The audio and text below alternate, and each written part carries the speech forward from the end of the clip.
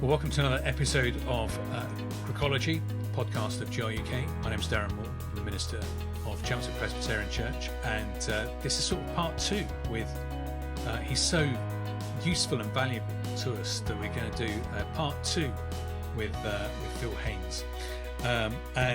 So Phil, you've been with GRK for a while. Tell us what you were doing, what you're now doing, and then we're going to ask a bit more about that and say why as well. Yeah, so I was formerly the Minister of Ely Presbyterian Church in Cardiff, and I was the Minister there for 15 years. I finished that role at the end of January this year, January 2026, and March the 2nd, 2026, I began my new role as the National Leader for Wales for the charity Christians Against Poverty. Great, and that's what we're going to talk about. So if you're interested as to why Phil would leave being a church minister, and of all places, Ely, then go to the previous podcast, and there's some interesting reasons as to why he moved on, and for us to sort of think about. So to go back and listen to that. But yeah, so tell us, what was the draw then to, you mentioned you briefly did a bit of working for Uber, but obviously that wasn't your vocation. But what was the draw to, so CAP is Christians Against Poverty. What was the draw to working with them? Well, to be honest, once I think as we talked about in the previous podcast, I decided that it wasn't a case of me just leaving Ely to go to look for another position as a minister elsewhere, but actually I felt that I needed at least a break from ministry. I did a couple of professional qualifications that I'd done previously. I updated them, things like project management qualifications, and I actually started applying for various jobs. I think I applied for about 50 or 60 jobs in total. But the Lord works in mysterious ways, and at the end of December, a job popped up on Charity Jobs for Christians Against Poverty and National Leader for Wales. And as I read the job description, it was almost, as I'll be honest, it was almost like it had been written for me. And I was able to bring, say, a lot of my experience not just as a Christian, but actually as a minister, and the things that I've been dealing with, because Ely in Cardiff, not Ely in Cambridge, Ely in Cardiff is quite a socially deprived area, and some of the work that we were doing in the church for the community was aimed at helping people who were struggling. So in many ways, the job was attractive. So we felt it was providential, and interestingly enough as well, the interview for the role came up about a week or so before my job as a minister finished. So but I really felt that this job was a place where I was able to not just bring my skills, but to be in a Christian organization that had the values that as Christians we hold so closely. So there are a lot of things which went into considering that this would be an ideal role for me to apply for. Yeah, and it's interesting as well. Something just struck me, and we were talking about it before we started recording, is you're a minister in a Presbyterian church, a Reformed church, and GRUK, the R is Reformation.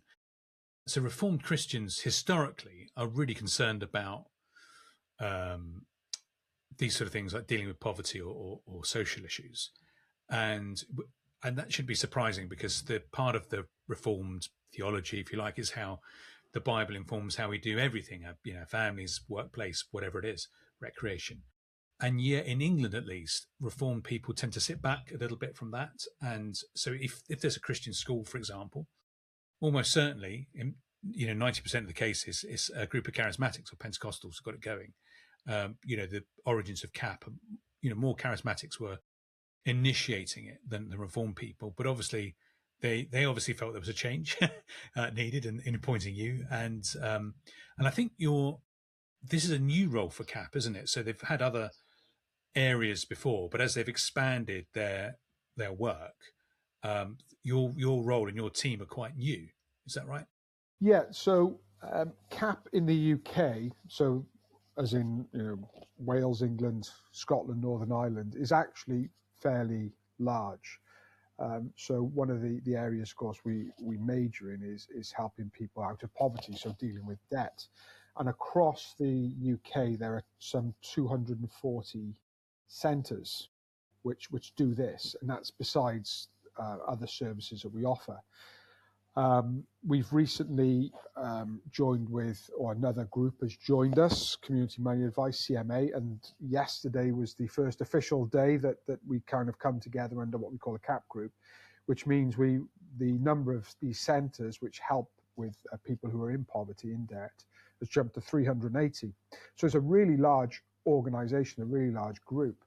But in Wales, of those centres for CAP, there are only 6. Wow.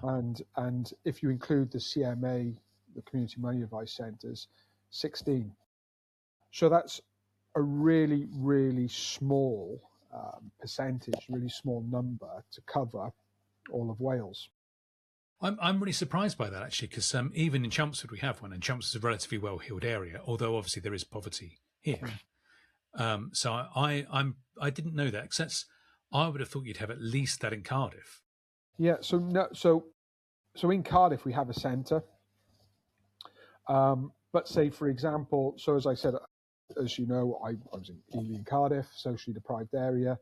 And I've been here all my life. Until I applied for the job at CAP, I hadn't heard of CAP. Okay. Which is which you would think was a bit of a strange thing, being in one of the most socially deprived areas in Cardiff.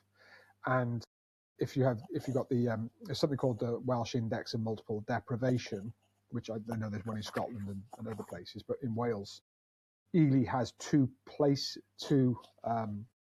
positions in the top 10 for that multiple deprivation.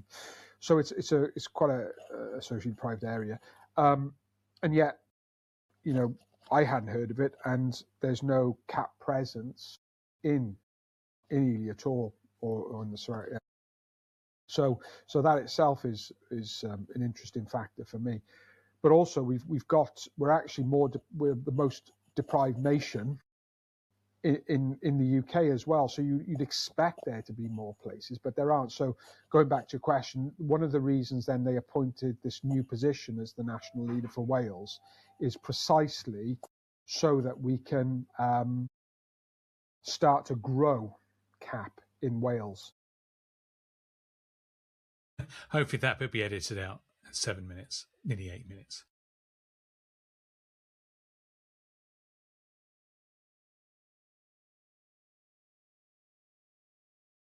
Needs to have a pause function on this.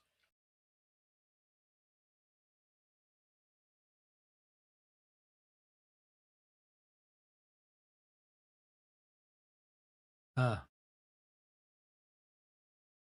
you go. I've just realised you can mark where that is, so I've marked the end of where it is.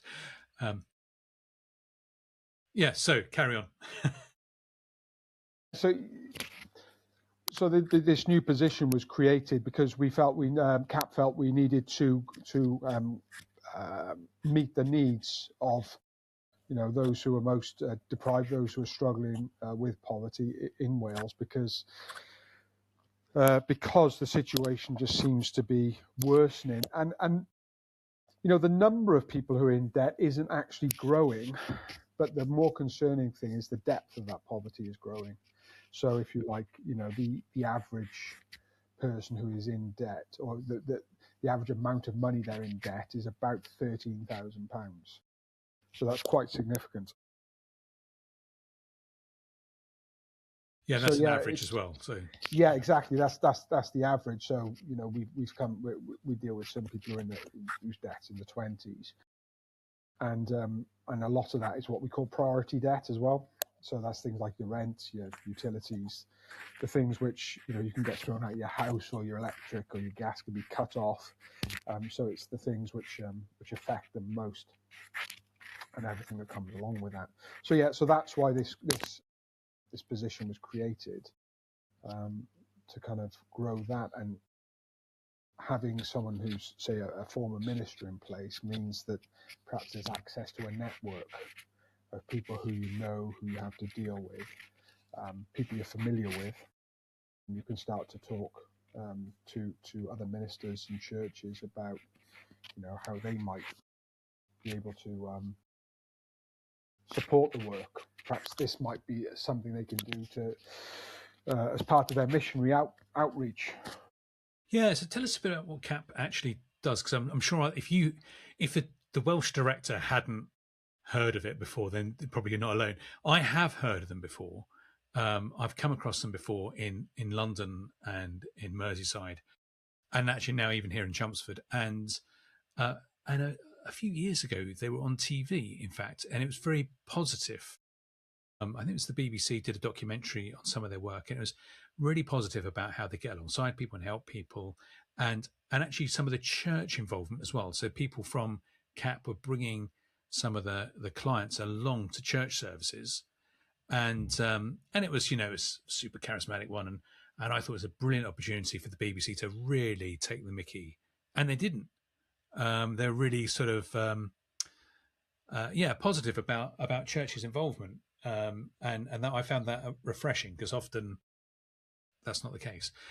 So what is the nuts and bolts of the ministries that CAP do, and also how they connect to local churches? So fundamentally, what CAP does is partner with local churches. That is how we work. So for example, if say yourself, Darren, you and I might meet, and we would talk perhaps about how CAP might be supporting your mission to meet the needs of people who are in debt in your area. And it might be that you say, okay, well, we can't do this, but then we could get together with a group of churches who might be able to support the debt set, this centre. And then what would happen is that we set up this centre. You have your debt centre manager or a debt coach. A person who's struggling would ring the 0800 number, which we have, to say, I really need help because I'm in debt, and their postcode happens to be in your area. You would have an appointment set up, and your debt coach and what we call a befriender would go along to the meeting and start to talk about.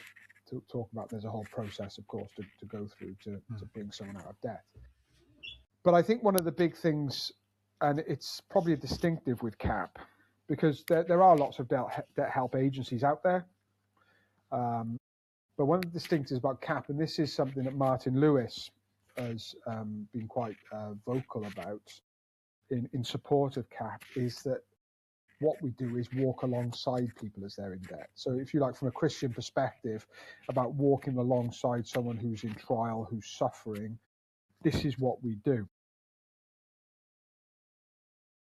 So for example, so the person who's the debt coach will be there to try and obviously get the information, but one of the things we do is we offer to pray for people. Now, of course, they can say no, but we offer that, at the first meeting.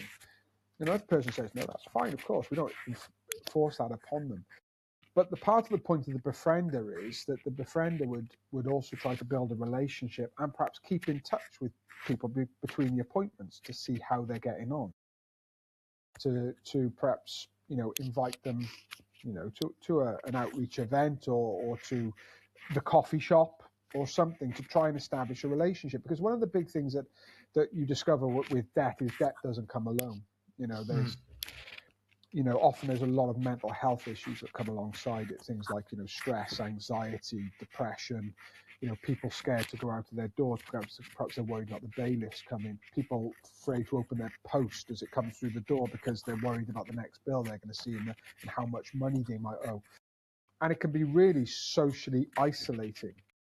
Also, the sad reality is, and this is something we've, as we go out and speak to clients, is that nearly half of our clients have considered suicide as a way out because of the nature of debt. Wow. So, this is something that you can't. It's not just a number on a piece of paper. This person's in X amount of debt. This is actually everything else that goes along with it, alongside the relationships, the family things, the impact it has on everything. So, the purpose of what CAP does then is on that, if you like, the face-to-face side, it seeks to be there for the person and help them through it.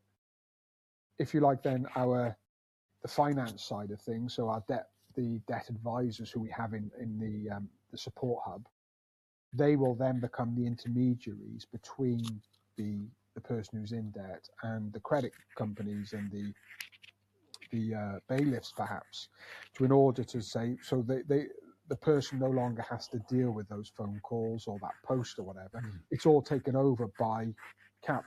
So if you like, the anxiety and the stress is removed, but at the same time, there's people who are there who are able to walk with people. And, we have what we call these moments of faith, which we seek to record. And there's a number of people who do receive prayer, and there's lots of people who've had answers to prayer. And at the same time, there's also people who've then started to move towards perhaps going to a coffee shop, Christian coffee shop, to a community event, an outreach event, or even church. So, for example, we have a centre in Newport. They've got, I was talking to their debt centre manager not that long ago, and they were saying that, between, say, their outreach events and church itself, so people who come into the church, they've got 20 people who have come through CAP. Wow. Who are attending events or actually have come, some have been baptized. Yeah. So that kind of, so the church is not just having an impact, or CAP's not just having an impact in terms of dealing with the temporal issue of debt and everything like that, but actually with the eternal issues as well, where people are coming face to face with Christ, which is who we want them to see, if you like. What you want people to see as you work with them and alongside them is you want them to see Christ in you, don't you? Absolutely. And that's really interesting as well, because some people could be cynical and say, oh, you're using this as an opportunity to do evangelism because of people sort of polite. But I think what you said, and it's interesting, I forgot his name, Thingy Lewis. Martin. Yeah. Money saving expert. It is all relational, so people, it is because of a relational breakdown or work breakdown or whatever it is. And then the issue spirals. So to have someone to walk you through that is great. And they may become interested in spiritual matters. They may not, but we're whole beings, aren't we? So you're offering a holistic solution. So it's not just the negative sign on the bank statement. It's there's a whole load of things that come with it that you're trying to address. And I suppose that also means, although you have debt counsellors and this intermediary role, the people who come alongside don't have to be experts in finance to be able to contribute. No, and you're going back to that one point you made about the danger. People might be cynical, but the reality is we help people regardless. So if someone says they don't want prayer and they don't, we've had people say, look, I don't want to talk about anything Christian. I don't want to talk about the church. We still help them get out of debt. Yeah. Because in the end, the reality is, we still want to help people, because isn't that what Christ did? Right. You think of the 10 lepers. Christ healed 10 lepers. Only one came back, and he was the Samaritan. The 9 others didn't come back. That didn't mean Christ said, "Okay, you guys can have your leprosy back." Yeah. That's the point, isn't it? We say, well, we'll help you, regardless, because WWJD. What would Jesus do? Well, we would do that anyway, because we want to show people that love. If people want prayer, if people want to come to a coffee morning, if people want to come to church, wonderful, fantastic. And we people are ready to talk about Jesus as much as you like to, but equally, if not, you still help people, because you still want to relieve them of that stress and that anxiety and that debt. And so, it's something that's really important for us to do.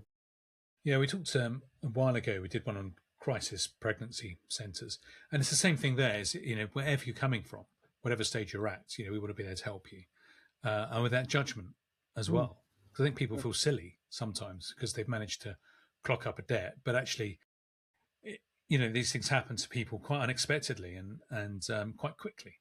I like the thing as well about being the intermediary, because I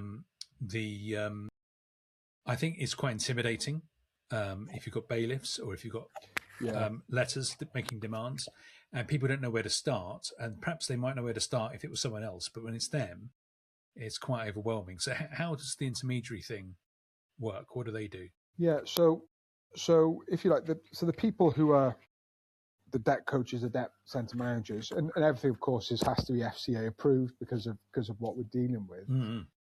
But if you like, once the debt managers have taken all the information, all the budgetary stuff is done by our finance teams up in the support hub, which is based in Bradford, and those guys then contact all the credit agencies and say this is what's happening, and that if you like, everything now is being the whole debt for this person is being handled by CAP. So therefore, we kind of lay out to them, this is what the program is going to be. If there are concerns, you come back and you talk to us. So if you like, we literally become that mediation between the two, so that it does take the concern off the off the client. So that's really what we're so that's how that intermediary works. We start to contact all the credit agencies and perhaps the electric company and the gas companies and things like that. And we take on that role and that responsibility to relieve the clients.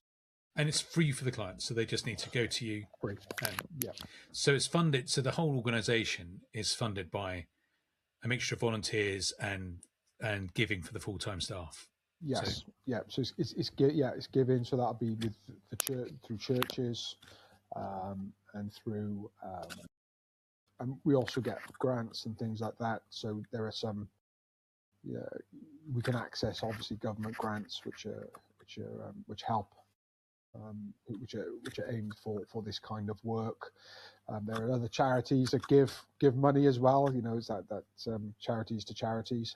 So yeah, all that. So the funding comes from lots of different areas, but mainly actually through churches, through church partners, and through what we call life changers. So that's individuals. So anyone could be someone who gives on a monthly basis, like you do to any charity.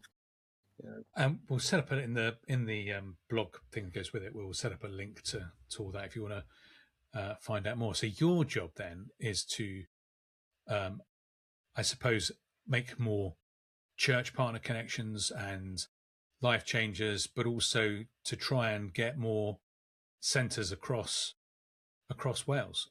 Yeah, so because the Welsh, I suppose, if you like, the Wales situation is quite small. My job is, so if you were to take my peers up in Scotland and Northern Ireland, our jobs would actually look a little bit different because we're smaller in Wales.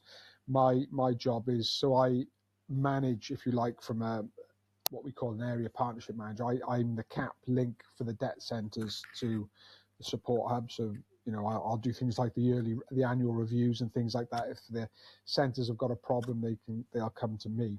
So that's one task that I have. So I'm with the folk, the CAP workers on the ground. But the other thing I do, one of the big things is what we call partnership development, and that is building the relationships with the churches, perhaps with clusters of churches, to try and set up these new debt centres. So, for example, in Cardiff, we have a centre in one church, but that's supported by 4 churches. If you were to go into England, there are some which we've got a couple of debt centres with other services that we offer, which are supported by, I think, in one place, up to 22 churches are involved, working together, and in one city. So there are different models that we have.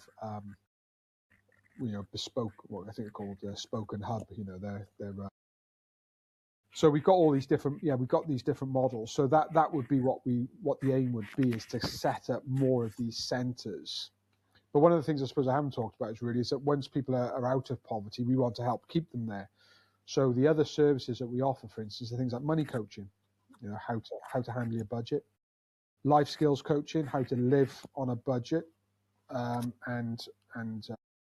certain skills, and how to cook on a budget, to cook healthily, on a budget.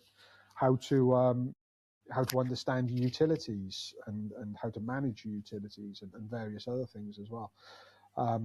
So it's the aim is, yes, help people out of poverty, but how can we keep them out? And there are The jobs money course, as well. is that you guys did the money course? Or Money coaching, yeah, that's right, yeah. Yeah, so there was we've done it in a couple of churches. We just do a day on just, which is just used for, even if not in debt, just to sort of how to handle your budget well, is a remarkably, which includes your, giving to charities and church, is part of the mix. Yeah, it is useful, because it's surprising how, of course, this doesn't actually get taught in school, and this is one of the things that I think we're considering is, well, how, because one of the problems, of course, is the cycle keeps repeating, doesn't it? Especially if you're in socially deprived areas, where if a family, if a parents have never been, or a single parent has never been taught how to manage a budget, the next generation is not going to understand how to manage. So how can we almost help that next generation? Not everyone can do algebra and all the other difficult things with maths.